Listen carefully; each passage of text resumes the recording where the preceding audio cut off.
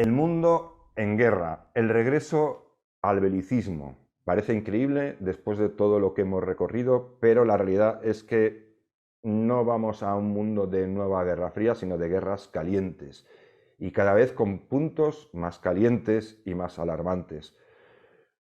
Vamos a tratar este tema, vamos a abordarlo porque es un tema que va a ganar importancia con el tiempo, me temo, no solo por lo que sabemos que está ocurriendo en Ucrania, sino por otros lugares calientes que la prensa todavía no, más solo la especializada igual está señalando, pero que no es de común conocimiento. Y supongo que desgraciadamente lo acabará siendo cuando ocurra algo, cuando ya sea irremediable en algún lugar. Entonces sí, dirigiremos nuestra mirada hacia allí y nos alteraremos y nos preocuparemos mucho. Pues para no preocuparnos a destiempo, sino preocuparnos cuando debemos, tengo conmigo a un experto de verdad, y digo experto en el sentido más elevado y valioso del término, no tal como está devaluado ahora mismo. Un analista de política internacional que vale la pena y que les recomiendo que sigan. Un saludo y encantado de que estés conmigo, Álvaro. Un placer tenerte aquí. Muchísimas gracias, Javier, y gracias por la presentación. Pues nada, Álvaro, yo creo que hemos hablado fuera de micrófono para plantear este programa y Sí. una de las ideas que hay vagando por la prensa de forma un poco lastimosa para mí, porque no lo veo un poco loca, es que vamos a una nueva Guerra Fría. Y yo creo que cuando el mundo deja de ser bipolar y se convierte en un mundo multipolar, la posibilidad de la Guerra Fría es una posibilidad bastante remota. Yo creo que un mundo multipolar es un mundo que no tiende a la Guerra Fría, sino a conflictos calientes, a que se vayan Ujú. eh, produciendo cada vez más conflictos calientes en diferentes lugares, en diferentes puntos donde la política internacional colisiona los intereses de potencias emergentes, y se van produciendo situaciones peligrosas. De hecho, ya tenemos en Europa, aparte de en Ucrania, tenemos otro punto caliente, que es un viejo conocido, pero que tiene Ujú. factores nuevos de mayor riesgo todavía, que es los Balcanes.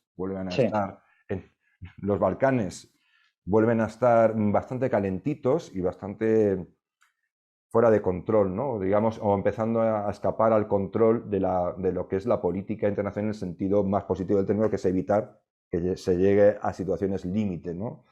ujú. Y se está llegando también ahí a situaciones límites. Luego podemos hablar de otros puntos calientes, como no, podemos hablar de China y sus intereses en el mar de la China, que pueden ser intereses legítimos para China como potencia emergente, pero que generan tensiones crecientes, están generando tensiones crecientes. Luego, pues hay muchas potencias regionales como Irán, que también están desencadenando situaciones bastante tensas, ¿no? Por decirlo suavemente.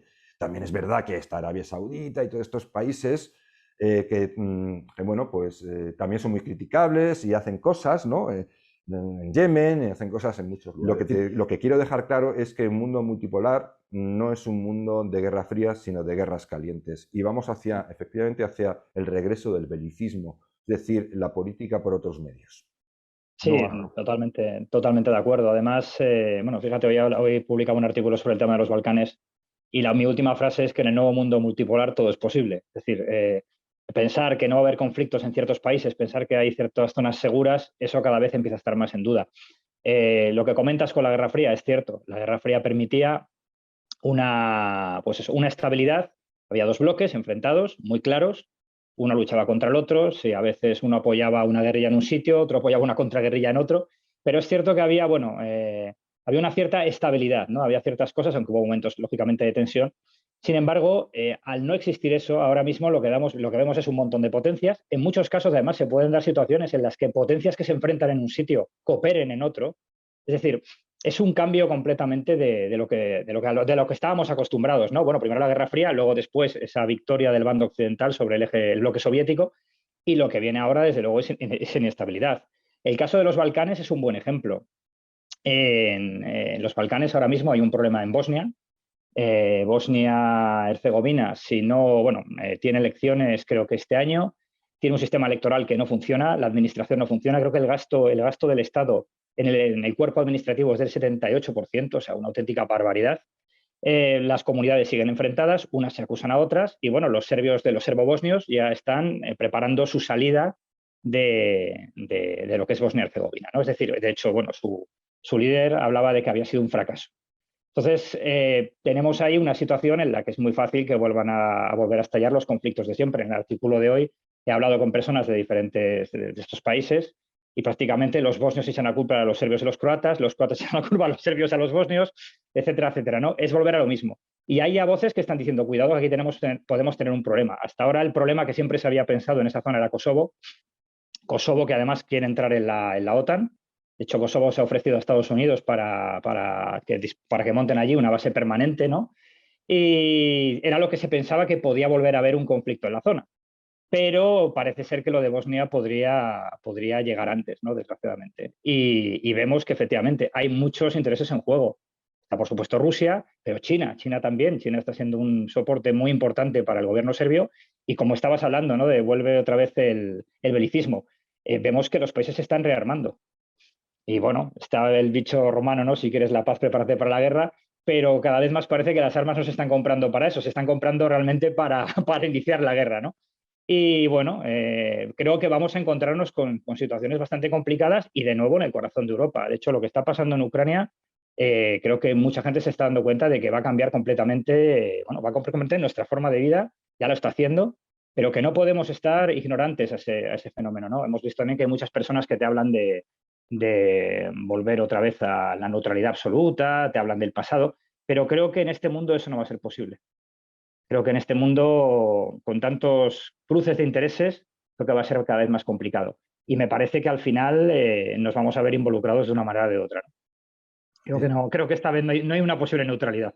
Pues como se involucre España lo llevamos claro, porque estamos bajo mínimos, Sí, ¿no? En cuestiones efectivamente. militares estamos, digamos, rondando la inoperatividad. O sea, no sé, las publicaciones de vez en cuando se escapan cosas, ¿no?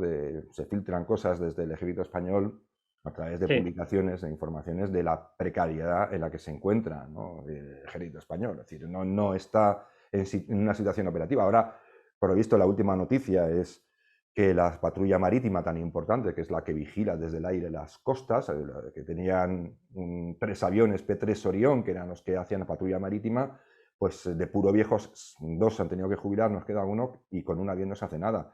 Porque hay que explicar una cosa que a veces las personas que son neófitas o que no les ha interesado el tema hasta ahora, o que no, bueno, yo tampoco es que sea un experto, por eso te tengo a ti, ojo, pero sí me he molestado en averiguar y algo que sabemos, es que el ejército necesita tener, por ejemplo, 6 fragatas, no porque tenga 6 fragatas navegando a todas horas, sino porque 2 siempre tienen que estar en carena, es decir, en dique seco, sufriendo las revisiones correspondientes, cambiando pues una serie de repuestos, de cosas que se desgastan con el uso y que tienen unos ciclos de, digamos, como los coches, de revisión, ¿no?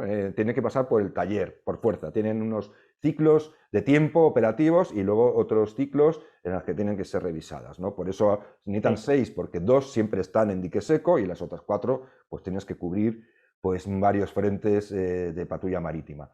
Pues eso ocurre en España, que si tenemos un avión de patrulla marítima es igual a no tener absolutamente nada, porque Sí, ese a avión también cogerlo. tiene, ese avión necesita revisiones, y aparte de que está viejito también, pues cuando está en revisión, ¿quién vigila desde el aire? No tenemos nada, no vigilamos absolutamente nada. Mañana podría ocurrir cualquier cosa, nos enteraríamos porque estarían ya llegando a Madrid los bárbaros, ¿no? Es decir, básicamente es una exageración, pero entonces la precariedad de España es preocupante, pero también es preocupante la precariedad a la hora de entender, de intentar razonar o de intentar asimilar este nuevo, entre comillas, orden, ¿no?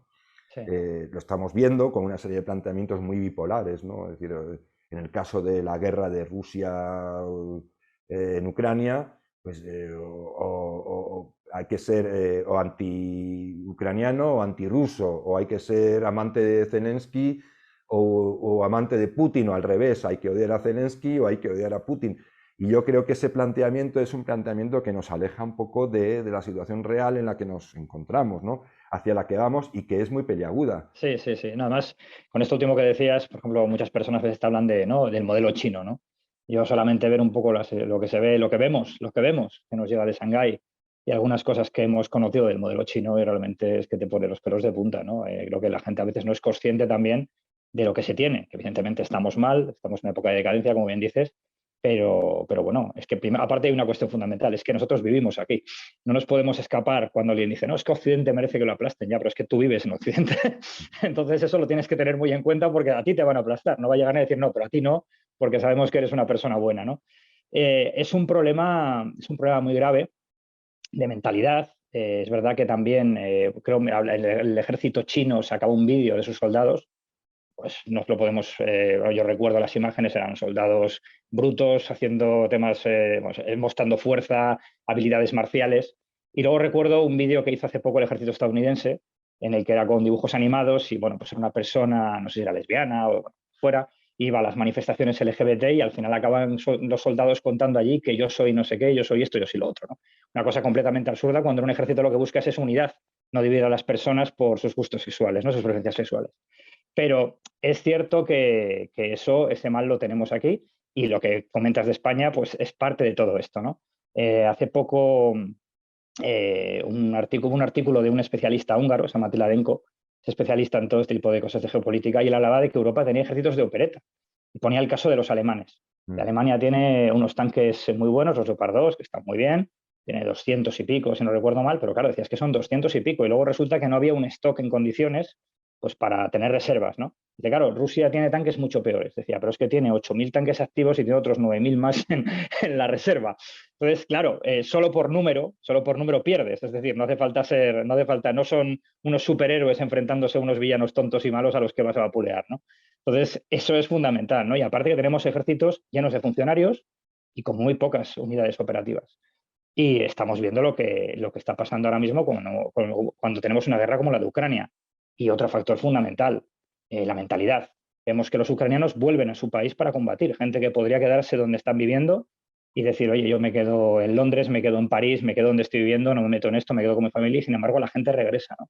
Entonces esa importancia de defender tu país, defender tu patria, ese patriotismo, vemos la importancia que tiene, ¿no? Cuando aquí se nos ha hablado en contra de todo eso, y por ejemplo España es uno de los países donde menos gente habría dispuesta a coger las armas por defenderla.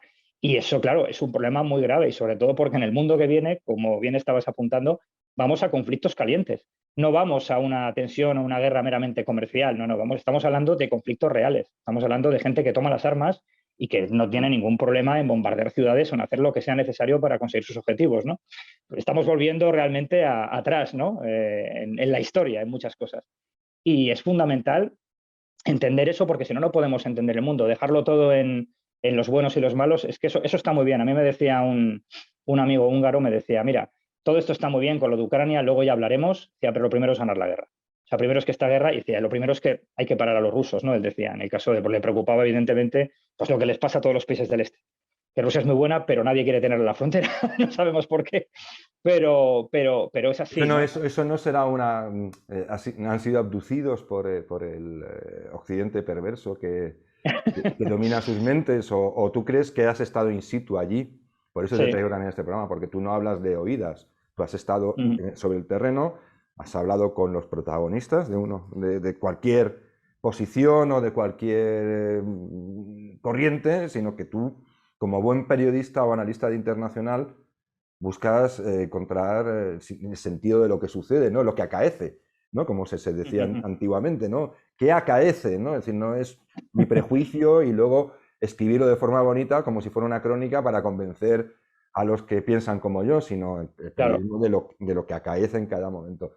¿Tú crees que realmente, es decir, esta gente mira a Rusia con ese resquemor y ese miedo porque están manipulados, porque están comprados por intereses bastardos, porque, en fin, hemos hecho recientemente otro podcast y otro que hablábamos precisamente que más bien al contrario, ¿no? Hemos visto como muchos políticos alemanes, incluso partidos políticos, han caído en verdaderos cepos porque algunos de sus dirigentes estaban bien untados Sí, sí, por sí, las cierto. empresas rusas, es decir, untados en el sentido de que, bueno, estaban trabajando para ellas. Es decir, no es que fuera algo, era prácticamente un secreto porque nadie lo decía, pero tampoco se ocultaba, estaba ahí. Es Cierto, decir, sí, sí, sí. entonces, de repente resulta que estos señores han hecho un lobby por los intereses de unas empresas que son de otros países, en este caso de Rusia, oye, que es legítimo el interés de Rusia. Rusia tiene derecho a defender sus intereses, ¿no? Eso es,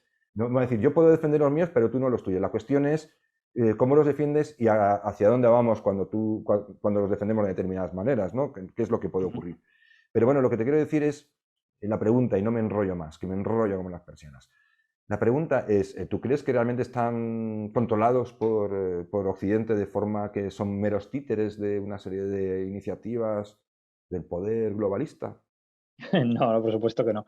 De hecho, con esto que comentabas de Alemania, antes de hablar de los países de Europa del Este, bueno, sabes el caso, bueno, Schroeder ha sido el ex canciller Schroeder ha sido el que más estaba implicado, tenía un muy buen sueldo en Gazprom, o sea, las puertas giratorias allí daban a Moscú, ¿no? No, no Pero estaba en es que, Gazprom, no estaba en Gazprom, no, estaba en Gazprom, no era en Rostef. Gazprom. Estaba en Rostef. Creo que en este Ajá. podcast lo aclara Luis Ignacio Gómez. Ah, vale. Sí, Ujú, sí, pero ahora iba a ser propuesto, ahora mismo creo que iba a ser propuesto, lo dice él también en ese programa, ujú, la ujú. fecha en que iba a ser propuesto para entrar en el Consejo de Administración de Gazprom. Vale. Sí, era para el Consejo de Él Administración. Vale, de trabajaba para acuerdo, vale, pues era lo una que había empresa visto. pública rusa relacionada también con el petróleo y con las Sí, energías, sí. con la venta de materias energéticas fósiles, como se Bueno, diga, pues ¿no? Yo soy muy zote para estas cosas. en Alemania, aparte, hubo hace unos meses una cierta polémica porque salieron noticias hablando sobre pues, la relación de antiguo agente del SPD, ¿no? De los socialdemócratas alemanes, en su juventud, pues con la Alemania comunista.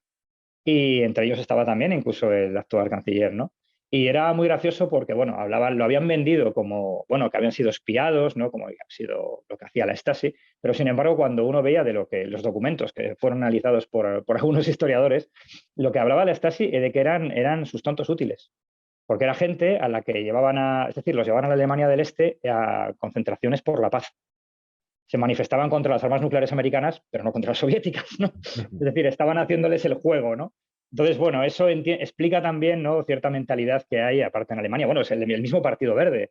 El mismo Partido Verde, la Stasi estuvo detrás de la formación del Partido Verde y hubo algunos de sus dirigentes que trabajaban directamente para los servicios de inteligencia del Este, ¿no?, del telón de acero. Entonces, bueno, eso da a entender también mucho de lo que está sucediendo ahora en Alemania, ¿no? De que veamos que esas políticas verdes y todo ese tipo de cosas pues han entregado su país, en este caso a Rusia, ¿no? Y respecto a lo que decías de todos estos países del este, no, claro, sí hay que entender lo que ha sucedido en estos países, ¿no? Tenemos una mentalidad a veces muy occidental, ¿no? Parece que lo que pasa allí, incluso muchas veces hay un desprecio, ¿no? Una especie de superioridad cuando ves que hablas de los gobiernos de Polonia, de Hungría. Claro, es que son países del este, ¿no? Están como atrasados. O sea, hay un poco esa forma de pensar muchas veces. Cuando luego en realidad ya me gustaría a mí vivir en uno de estos países en los que el paro está al 4%, te dan ayudas familiares, te puedes comprar un piso, ¿no? Que aquí ahora esto parece una cosa casi, ¿no? Un sueño, ¿no? Y hay que entender lo que ha sucedido allí. Entonces, realmente no es que esta gente esté afectada por nada. Es decir, incluso el caso de Hungría. Hungría lo que está haciendo es pragmática. Hungría firmó unos acuerdos económicos y ahora mismo está acogida por esos acuerdos económicos. Es decir, ahora mismo ellos no tienen capacidad para poder tener una soberanía energética, que es en lo que están trabajando, y es lo que ha hecho que tenga una postura más pragmática. Aparte que, bueno, también sabes que por el tema de la minoría húngara en Ucrania han tenido ciertos problemas, etcétera, etcétera, que eso también desgraciadamente es muy común en todo el este de Europa. Pero, es decir, pero eso no significa que ellos tengan muy claro que no quieren volver a tener en la frontera en este caso a los rusos, ¿no? En este caso a Putin.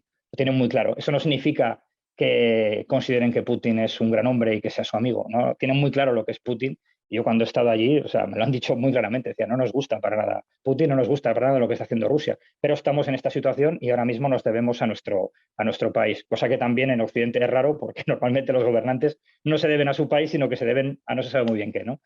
Y en el caso de Polonia, por ejemplo, que es el más llamativo, también podríamos hablar de los países bálticos.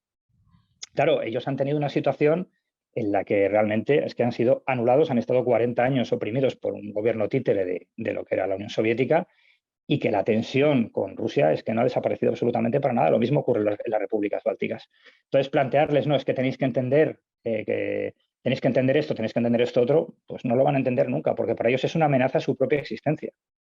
Y de hecho, a mí lo que me ha llamado mucho la atención es cómo Polonia, cuando Polonia defendía la frontera, Polonia también lo ha hecho Lituania y en menor medida Letonia, pero defendían la frontera contra los inmigrantes ilegales traídos desde Oriente Medio a Bielorrusia por el régimen de Lukashenko, que no deja de ser un títere de Vladimir Putin. Y cuando ellos mandaban a esos inmigrantes contra la frontera, aquí todo el mundo se deshacía en elogios hacia los polacos, y qué buenos son los polacos, qué valientes son los polacos, cómo defienden Europa, porque realmente esos inmigrantes no se iban a quedar en Polonia, los inmigrantes se iban a seguir posiblemente hacia Alemania y bueno, a otros países de Europa Occidental. Y hemos pasado de eso, ahora de repente los polacos son malos, son agentes de Estados Unidos, son globalistas, ¿no? O sea, es demencial, ¿no? Lo que pasa con muchas de estas cosas. Pero sobre todo hay que entender su punto de vista. Y el problema es que aquí no queremos entender el punto de vista, pues eso, de los que tienen que vivir pues con un país, en este caso, como es Rusia, ¿no? Entonces, si no entendemos eso, difícilmente podemos hacernos una idea de cuál es la situación real. Y es lo que pasa muchas veces, ¿no? Que vemos pues, unos análisis muy cortos o muy ideologizados. Y aquí es todo mucho más complejo. Es decir, Polonia va a seguir siendo un país conservador, va a seguir un país que siga defendiendo su integridad territorial, su forma de, su modo de vida, pero evidentemente, si está amenazado, pues va a hacer lo necesario para defenderse, como es lógico. Y va, evidentemente, estar a favor pues, de pertenecer a la OTAN, porque para ellos la OTAN es un salvavidas. Eso te lo dicen también las repúblicas bálticas. Son países, como sabes, muy pequeños, con muy poca población. En algunos casos con una población rusa enorme. Población rusa traída después de la Segunda Guerra Mundial y enviada allí por estar en estos juegos de población que le gustaba tanto hacer y evidentemente hecho así para controlar esos lugares, ¿no? Era una especie de colonización, vamos a llamarlo, por llamarlo de alguna forma. Entonces, claro, ellos necesitan esa alianza porque si no, están completamente vendidos. Yo con todo lo que está pasando, yo lo tengo muy claro, si los países bálticos no estuvieran en la OTAN, ya tendrían una intervención rusa. Porque la excusa siempre es la misma, es que nuestra minoría rusa está oprimida. Lo estamos viendo ahora también en Moldavia, que se está hablando de lo mismo, ¿no? Entonces, es fundamental para ellos pues estar en esa alianza y defenderse, o lo mismo que le está pasando ahora mismo a Finlandia, ¿no? De pronto está viendo que esa estabilidad que ellos tenían, o esa neutralidad, de pronto dicen, bueno, es que esto no sirve, esto ya no vale, esto ya no es una garantía, ¿no? Entonces, hay que entender el punto de vista que se tiene en el este, sobre todo porque aparte, lo que te digo, ¿no? Te decía que mucha gente ahora critica a Polonia, pero luego son los que quieren que haya en Europa se recuperen los valores que, por ejemplo, defienden los polacos. Entonces, es que es absurdo, ¿no? Es un contrasentido, ¿no? No tiene sentido, no tiene ninguno. Claro, si defendemos a los polacos, también tenemos que defender el derecho de los polacos a existir como nación y el derecho a los polacos a no estar amenazados por una potencia, ¿no? Como es el caso de Rusia en este caso. Entonces, eso es fundamental. Y hay que ver esa perspectiva. Cuando estás allí, lo entiendes porque es una perspectiva que tiene muchísima gente. Es decir, no solamente el político, no solamente el periodista. Las personas lo tienen muy... Es que, bueno, es que se ha vivido... Tienen la memoria muy viva, ¿no? Tienen, de hecho, yo siempre lo comento, ¿no? Por ejemplo, las mismas iglesias polacas, en la mayoría de ellas te encuentras monumentos al levantamiento del 44, de agosto del 44, te encuentras también monumentos a solidaridad, te encuentras banderas polacas, es decir, está todo muy vinculado, ¿no? Viven mucho su historia. Entonces, claro, eso hay que entenderlo. Eso aquí nosotros desde 3.000, 4.000 kilómetros decirles, no, pero no os preocupéis, que no va a pasar nada. Fiaros de Lavrov que ha dicho que no va, que no va a declarar la guerra. No, pues claro, no puede ser así, ¿no? Entonces, evidentemente, hay que entender ese punto de vista porque si no nos quedamos cojos. Y realmente, si queremos que Europa sea algo en un futuro, que yo creo que es fundamental el aporte de todos estos países que han vivido bajo el comunismo, porque no están desgraciadamente no están afortunadamente tan idiotizados como estamos aquí en Occidente, ¿no? Que hemos vivido demasiado bien. Más que el comunismo, que también es bajo la Sí. injerencia rusa, es decir, Bueno, también, claro, sí. porque a veces una ideología o un determinado modelo aparentemente ideológico no es la clave fundamental, sino que hay una pulsión tradicional a lo largo del tiempo de un país que es Rusia, un país grande, un país con ciertas ambiciones imperiales, siempre, no siempre, pero sí a lo largo, un tiempo muy largo de su historia, a querer, lógicamente, extender su ámbito de influencia de forma territorial, o sea, no solamente porque tengan influencia económica aquí o allí, como hacen los Estados Unidos, eso que llaman imperialismo económico y demás. No, ellos básicamente son de poner pie sobre el terreno y controlar el terreno. Poner bota más bien. Poner la bota en el terreno para controlar el terreno in situ, no un juego de meras influencias, ojo. Sí, he dicho lo del comunismo, pero tienes mucha razón. Claro, es que el asunto, claro, es que en el este, el comunismo, muchos lo ven como una continuación de ese imperialismo ruso, perdón. Es decir, ellos, el zar, Stalin, Putin, o el zar, perdón, el PQ Putin, ¿no? Lo ven todo como una continuación de la misma política. Y de hecho, la política rusa, desde los tiempos de Pedro el Grande y Catalina la Grande, no ha cambiado, ¿no? Aquello de la mejor manera de defender las fronteras es ampliarlas, ¿no? Entonces, es cierto, es cierto. Es cierto que el comunismo no se ve solo como un mal ideológico, sino que se ve también en muchos casos como ese imperialismo ruso de toda la vida, lo que pasa que con un nuevo perfil. De hecho, bueno, como sabrás, los soviéticos cuando al principio llegan al poder dan la libertad a muchas naciones para incorporarlas por la fuerza una tras otra, ¿no? O sea, es que realmente es un auténtico cuento, ¿no? Les dan la libertad, entre comillas, para eso, ¿no? Para luego acabar con ella, ¿no?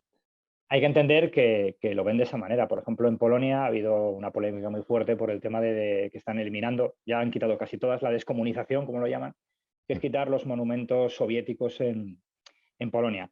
Que eso hay que dejarlo claro. No se está hablando de quitar en los cementerios ni tocar absolutamente nada de eso. Eso no se está tocando. De hecho, si uno va a varios cementerios militares polacos, se va a seguir encontrando ahí su parte de soldados rusos, incluso en el cementerio militar de Varsovia, que incluso es curioso, ¿no? Pues yo estuve en septiembre, te encuentras, por un lado, a la gente del ejército de resistencia polaco que lucharon contra los alemanes, pero que luego lucharon también contra los soviéticos y contra el gobierno comunista. Algunos de ellos fueron arrojados en una especie de vertedero y los han descubierto hace poco y están allí. Y a apenas 50, 100 metros te encuentras a sus torturadores. Esto es muy curioso, a mí me llamó mucho la atención porque te encuentras, o sea, es que la persona que me estaba enseñando el cementerio me estaba explicando lo que había en cada sitio, me decía, no, no, pues por ejemplo, esta mujer que está enterrada aquí, que era de la policía política, pues era especialista en machacar los testículos de los prisioneros, ¿no? Y sin embargo está enterrada aquí porque, claro, era una persona importante en el Partido Comunista Polaco y aquí pues están también esas personas. Pero bueno, independientemente de eso, que a mí me parece que desde luego es algo que en un futuro deberían cambiar, porque creo que no es muy correcto, pero independientemente de eso, hay muchos monumentos a lo largo de toda Polonia, la mayoría los han quitado, y claro, son los monumentos a la liberación, algunos de ellos bastante horripilantes, y hay poblaciones pues que realmente, claro, ciudades arrasadas, con prácticamente la totalidad de las mujeres violadas, y que eso se venda como un monumento a la liberación, pues yo entiendo que en Polonia han dicho, pues hasta aquí. Pues cada vez que se ha quitado uno de estos monumentos, ha habido incidentes con Rusia, problemas diplomáticos. Incluso hace poco en Rusia hicieron una exhibición con tractores, fueron a Katyn, donde están los enterrados de Katyn, Smolensk, y hicieron un amago de que iban a sacar todos los restos de los polacos asesinados allí. Fue una especie de provocación, ¿no? Entonces, eso se está viviendo permanentemente en Polonia, los países bálticos, y evidentemente pues no ayuda a que pueda haber un buen entendimiento entre esos países y Rusia, como es lógico, ¿no? Y desde luego, pues eso todos lo ven, ese comunismo se sigue viendo como parte de ese imperialismo. Mira, recuerdo con uno de los activistas que estuvo en el Maidán, había estado derribando una estatua de Lenin, y él lo definió como una estatua colonialista rusa. O sea, lo ven como un colonialismo, ¿no? Y bueno, y es cierto, aparte de eso, que es una historia que les ha marcado muchísimo.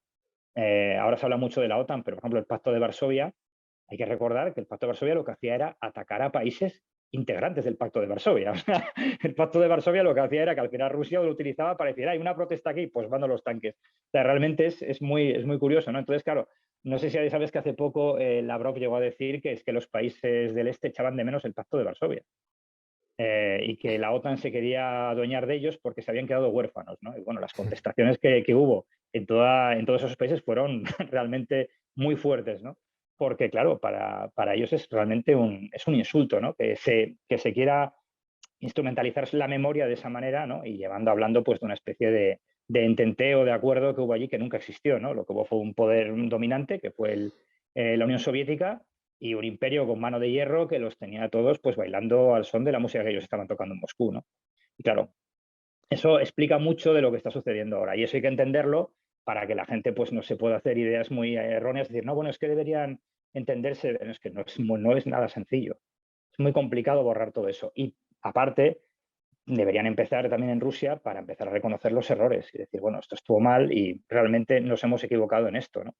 Pero claro, si lo que estás haciendo es todo lo contrario, si estás poniéndole estatuas a Lenin, a Stalin incluso a Dzerzhinsky, el fundador de la Checa, pues difícilmente alguien va a creer que quieres la paz en el mundo o que realmente quieres el entendimiento con otros pueblos. Es completamente absurdo, ¿no? Pero bueno, así estamos.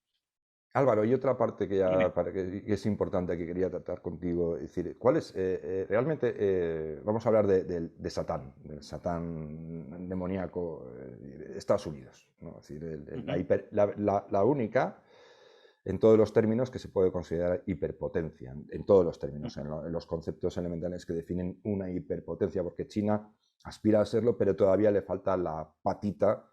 No, no tiene muy fuertes las otras patas, pero voy a hablar de una que siguiente que todavía no tiene, que es una superioridad militar. Es decir, ujú, no la ha alcanzado y está lejos todavía de alcanzarla, aunque sí está invirtiendo muchos recursos en ese proceso, ¿no? Según parece, ¿no? Pero todavía no lo es. Pero el demonio, Estados Unidos, lo que para muchos es el principio de los problemas y demás. Por un lado, hay una cuestión que me parece interesante tratar, es la de, ¿existe realmente una debilidad en Estados Unidos para afrontar este nuevo orden multipolar? Es decir, ¿está en buena disposición de afrontarlo? ¿Crees que puede afrontarlo? Yo veo, por lo pronto, que Estados Unidos con Europa se implica hasta cierto punto, aunque algunos crean que todo lo que ha sucedido es fruto de una conspiración norteamericana en Europa. Yo, por las informaciones de datos básicos elementales, es la presencia verdaderamente militar y los contingentes que tiene en Europa, o el interés en sus políticas y el gasto presupuestario que tiene para la cuestión, digamos, de una posible contingencia en Europa, no se compadece con ese principio de conspiración. Desde luego, los recursos de Estados Unidos están mucho más orientados hacia otros, entre comillas, frentes. ujú. Pero lo que sí tengo la sensación es de, aparte de la debilidad intrínseca de la crisis política interna norteamericana, que no se puede negar, que existe, es decir, esa posmodernidad que ha arrasado y está arrasando con principios fundamentales de ese país, con la llamada excepcionalidad americana, ¿no?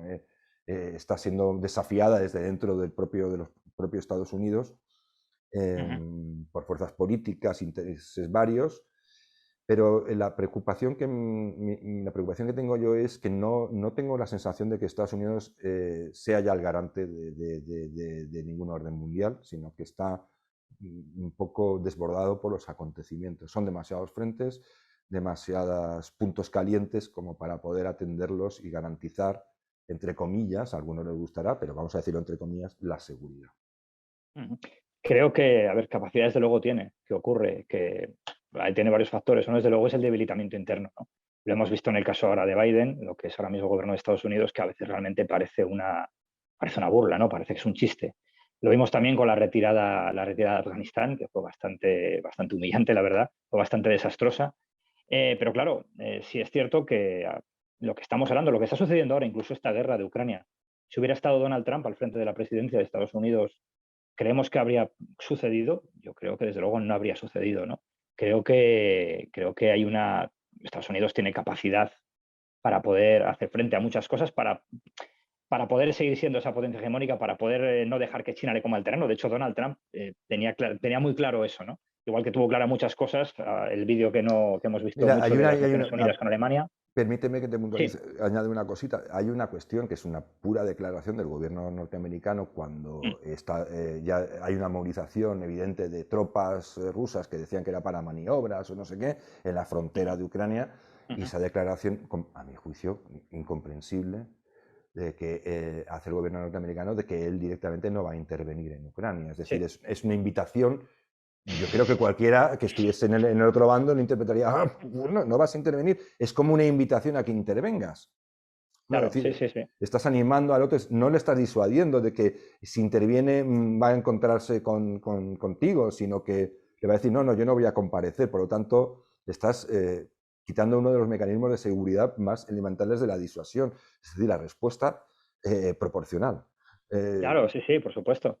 Además es que tenemos que tener en cuenta que realmente si el plan ruso hubiera salido como quería salir, ahora están, bueno, es que hay mucha gente diciendo, no, no, es que esto no era el plan. El plan al final es que te maten a 10 generales, te hundan el barco insignia, el buque insignia de la flota del Mar Negro, perdón, que tengas miles de bajas, pierdas no sé cuántos tanques. Parece que ese es el plan según algunos. Pero bueno, lo cierto es que tal como se desarrolla la guerra en un principio, tal como incluso la propaganda vende cómo va a ser la guerra, con supuestamente los ucranianos rindiéndose en masa, Y lo que ellos pensaban, que yo estoy convencido que aquí hubo un error muy, muy grave pensando que Ucrania pues su ejército iba a ser como el de 2015, no tenía capacidad para hacer frente, y que el gobierno ucraniano iba a salir huyendo, ¿no? Como le ofrecieron, de hecho, a Zelensky para huir. Si la guerra hubiera acabado, hubiera salido, pues como pretendía Rusia, claro, es que esto habría acabado en muy poco tiempo. Entonces, habría sido un hecho de facto, ¿no? Como cuando fue la ocupación de Crimea, y llegaron y dijeron, no, es que ya estamos aquí.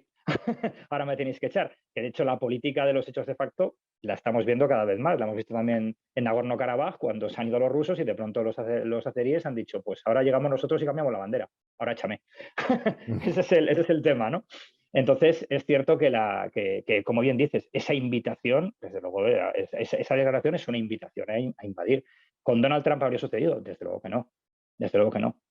Entonces, también hay una cuestión realmente, has dicho antes, el aspirante es China.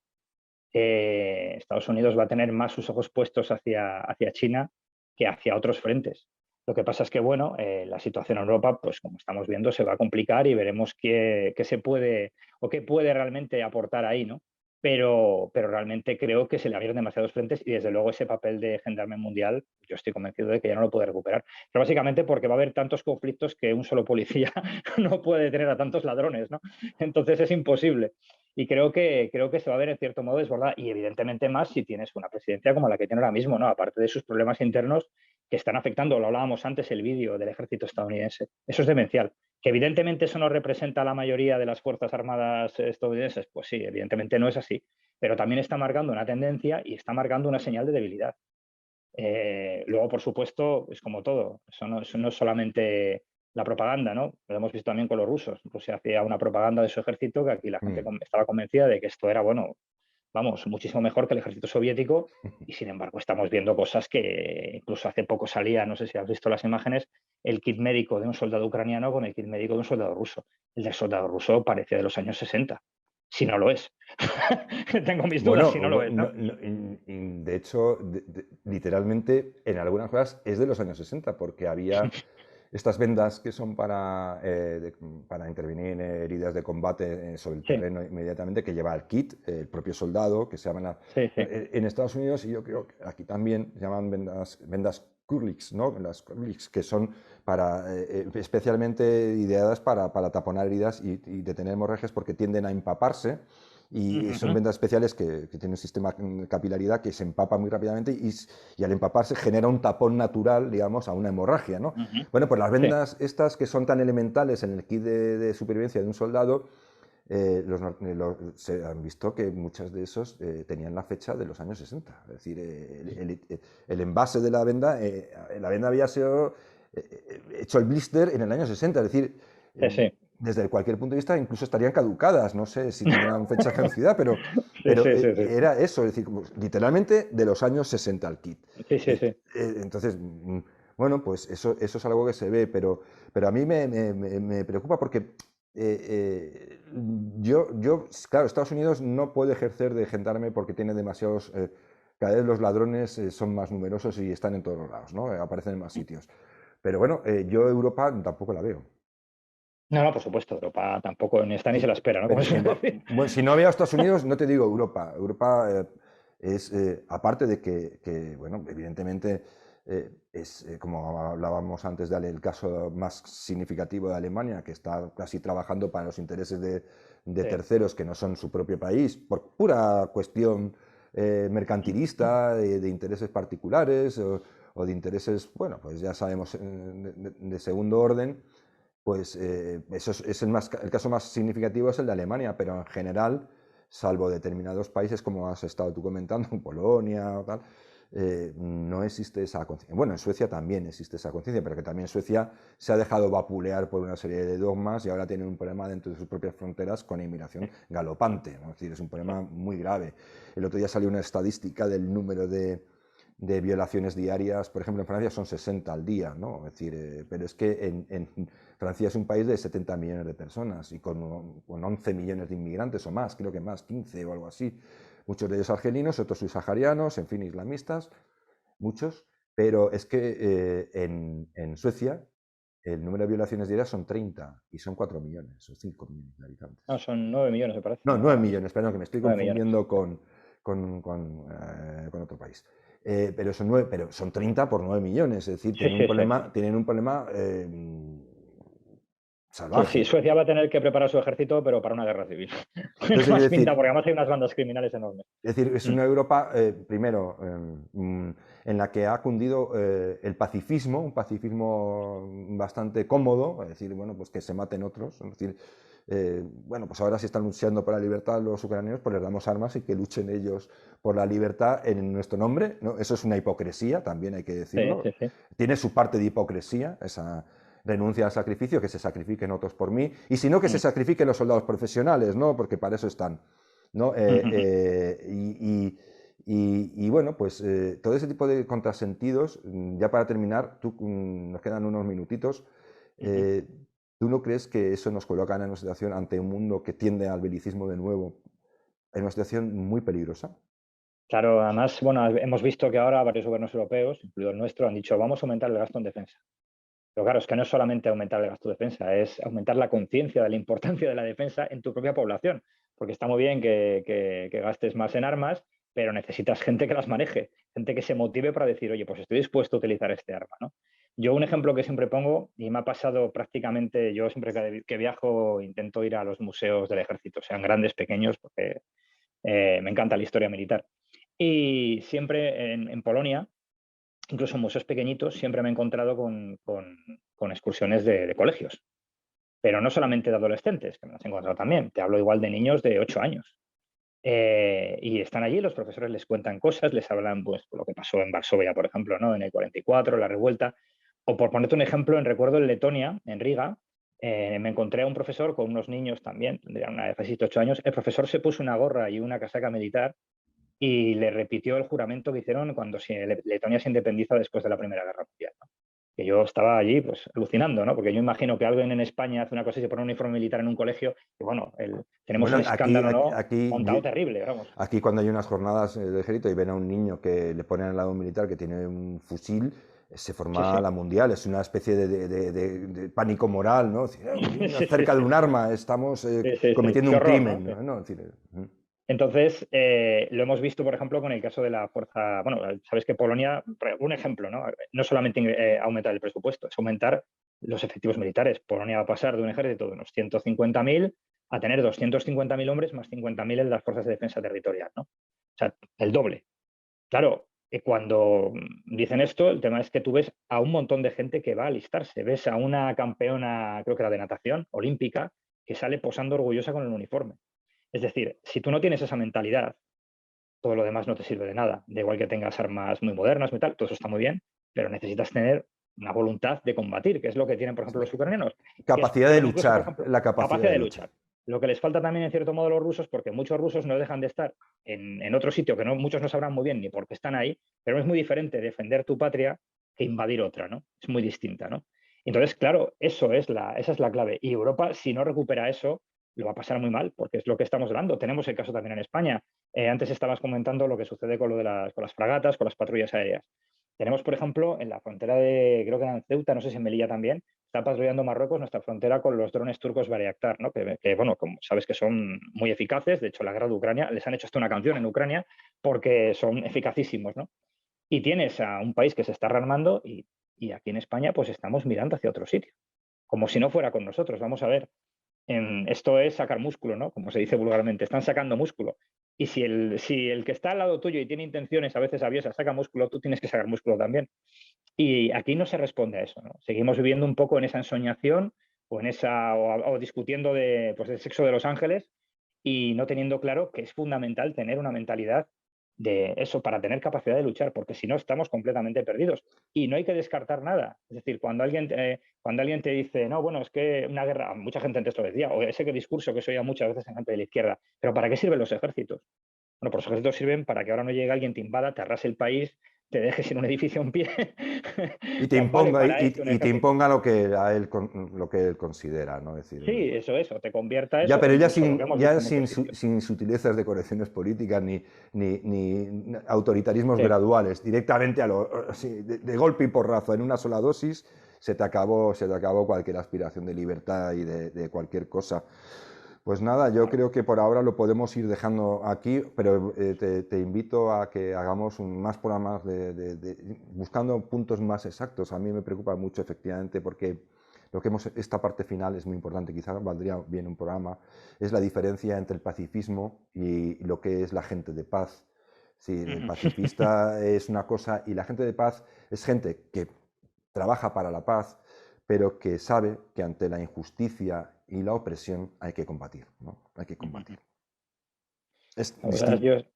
es distinto, sí, es muy distinto, es muy Es muy distinto. Una cosa distinto, es ¿no? ese pacifismo entreguista que vive en un mundo post-hippie, pensando todavía en, no sé, en las flores, pero a la realidad, y bueno, la realidad es la que es. De todos modos, la realidad al final es la que manda, ¿no? Es la que pasa que es verdad que a veces no basta con un bofetón de realidad, y ese es el problema, que a veces te tienen que dar dos o tres, y a veces es... Luego el problema es muy grave, ¿no? El problema es muy grave. Cuando te tienen que dar muchos golpes, El refranero sabio dice que la fuerza ahorca, ¿no? Pues quizás sí, también. necesitamos un poco. Ocurre también con lo de la energía nuclear, ¿no? Pues el Mm. Parlamento español ha votado mayoritariamente que no se prolongue la vida de las centrales actuales y mientras que todos los demás han tomado conciencia de que la fuerza ahorcan y que tal como se está poniendo la cosa, más vale cuidar lo que se tiene, incluso incentivar algunas cosas que hasta ahora eran tabú. Pero Mm. bueno, esperemos que poco a poco desde algunos, tú como haces un gran trabajo, nosotros como podemos, intentemos establecer una conciencia de la realidad que más o menos cambie esas actitudes que son, para mí, suicidas. Muchísimas Sí, sí, gracias sí. Álvaro Luego, por participar conmigo en este programa y te invito a que repitamos. oye, muchas gracias por la invitación y cuando quieras.